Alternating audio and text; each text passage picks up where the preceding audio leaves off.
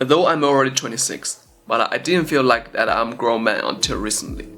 Let me tell you why. What's up guys, today I'm gonna tell you 5 most important traits of a grown man and how I trained myself to learn them and eventually have them myself. So if you like this video, please watch till the end and leave a thumb up. That would be very helpful for me.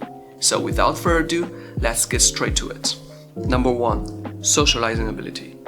This is probably the most important, yet often ignored or misunderstood trait or ability that a grown man must have. If you are also an agreeable person or an introvert like me, you must listen to this because you can definitely learn something from this. Why did I say it's often misunderstood or ignored?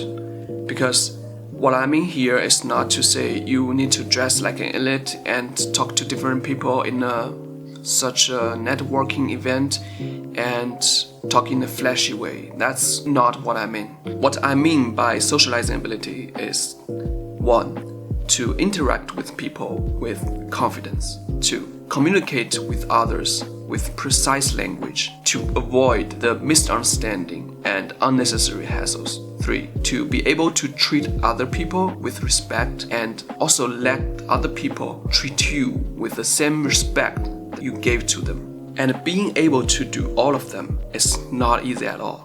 And let's just start from to interact people with confidence. Speaking of unconfident people, I feel like that as an Asian, I can probably say we Asians are likely to be the most unconfident or the most agreeable people when compared to other races. I don't know, it's because of maybe the school system that we had or the culture that we are taught that we need to be humble, or maybe just the genetics. I don't know.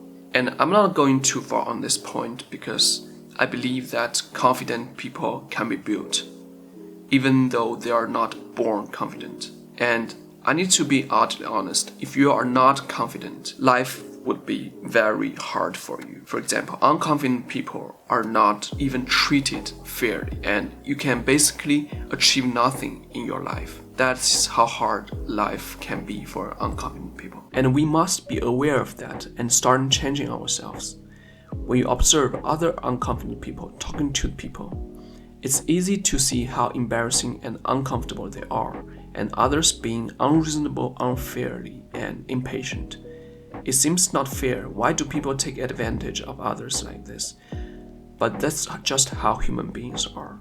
Our ancestors worshipping the alpha, the most confident one in the tribe, and this still works in today's world. So there is a very interesting thing that when I first come to Germany to study, I noticed that when the students have something that they don't understand, sometimes they will raise their hand and ask the professor about it, and sometimes they just interrupt the professor and to ask the question. And that's like, I was very shocked at first time seeing this. Why? Because this is like such a thing that I would never do. Even if I had a question, I would wait until the lecture is over and I will go to the professor personally and ask him the question. In front of all the students who is also listening to a question, I would never dare to ask a question in front of all of these people. It's like the worst nightmare for me, and I have so many worries about it. For example, what if the professor doesn't understand my question? What if it's because my German is not good enough? What if that the people will think that my question is so stupid that they will laugh at it? You see, there seems like so many barriers that in front of me that I can never get over it. But then I realized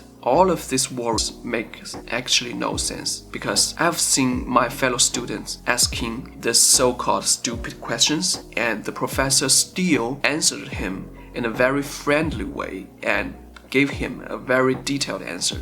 You see, it's actually the professor's job to answer the questions of the students, and it's also our job as students to ask questions directly when we have something that we don't understand. It's actually such a natural thing for professors to answer the students' questions. It's also not possible that for a professor to judge a student by the question that he asks. And it's beneficial when you have something that you don't understand as a student. You better ask it directly so that you won't forget it after the lecture. And another thing is, if there are also students that don't understand this question too, they would also benefit from it if you ask the question for them. And this leads to the second point that I want to talk about. Treat other people with respect and let other people also treat you with the same respect. Because in Asian culture, we're taught that the professor is to be respected, but not in both ways, which means we thought that the professor is higher than us.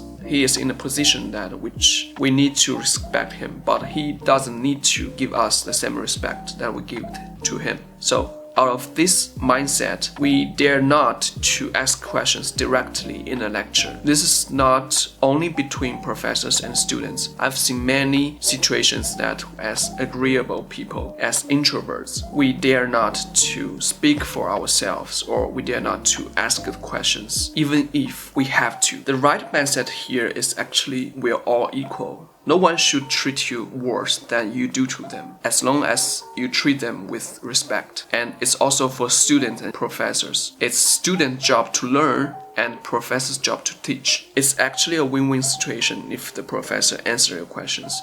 So you don't have to think that you owe him something. So don't be overly concerned, just be yourself, be confident, and don't be too shy. And the third point is to communicate with precise language. When you are already a confident person, a bonus point will be that you can communicate with very precise language and you can convey your thoughts accurately. I used to be such a language learning enthusiast. I speak English, German, and Chinese is my mother language. I have tried to learn Japanese, French, and Spanish, and it turned out that I cannot speak these three languages fluently or even in a basic communication level. And that for an average person like me, it's not that important that how many languages you can speak. It's about how you can fluently speak with them and how to convey your thoughts with them fluently, and when you have to, how to defend yourself in these languages. That's the most important. Naval Ravikant told us, being able to convey yourself simply using ordinary English words is far more important than being able to write poetry, having an extensive vocabulary, or speaking 7 different foreign languages.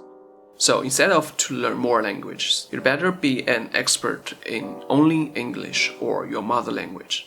And that would be sufficient for an average person like us to be able to increase our socializing ability. Number 2, responsibility and accountability. A grown man take responsibility for himself and be accountable for himself. A not fully grown man let other people take responsibilities and accountable for them. So when do I realize that I need to take responsibility for myself? And that's the start of my entrepreneurship journey. Because now since you are on your own, every move you make, every sentence you say, is representing yourself, not others. You are the only one that should be responsible for the product that you make, the outcome. So it's extremely important that I need to take responsibility for my own product, our service. But at the same time, bigger responsibility means bigger income. And here I need to quote Naval Ravikant again. Embrace accountability and take business risk under your own name. Society will reward you with responsibility, equity, and leverage. Accountability is a double-edged thing. It allows you to take credit when things go well and to bear the brunt of the failure when things go badly.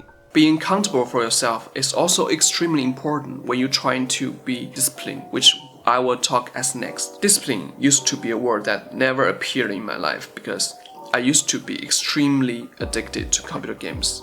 If you are interested in this, I will link a video here in which I talk about my 10+ year game addiction and how I cured this.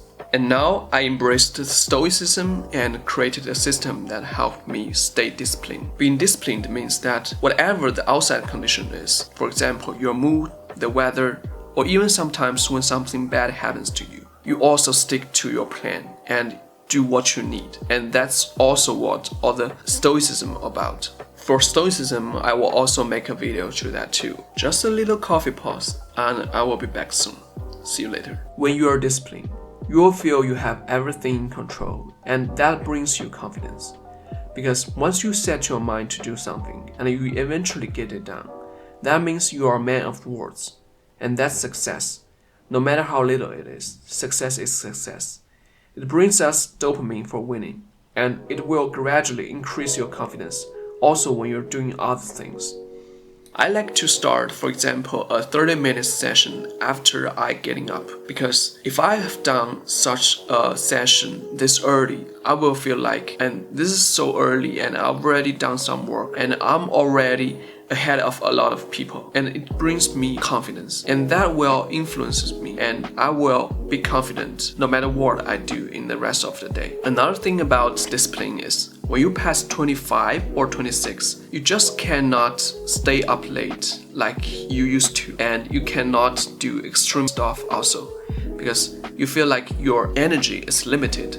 You don't want to waste your energy on useless things. So if you can realize this, it will also help you to be disciplined. I used to be very skinny, although I loved playing basketball, but I was never strong. So after realizing how important a strong body is, I now work out every day, and sometimes I go to gym and sometimes I work out at home. Why should we work out? In the short term, of course, you will feel exhausted.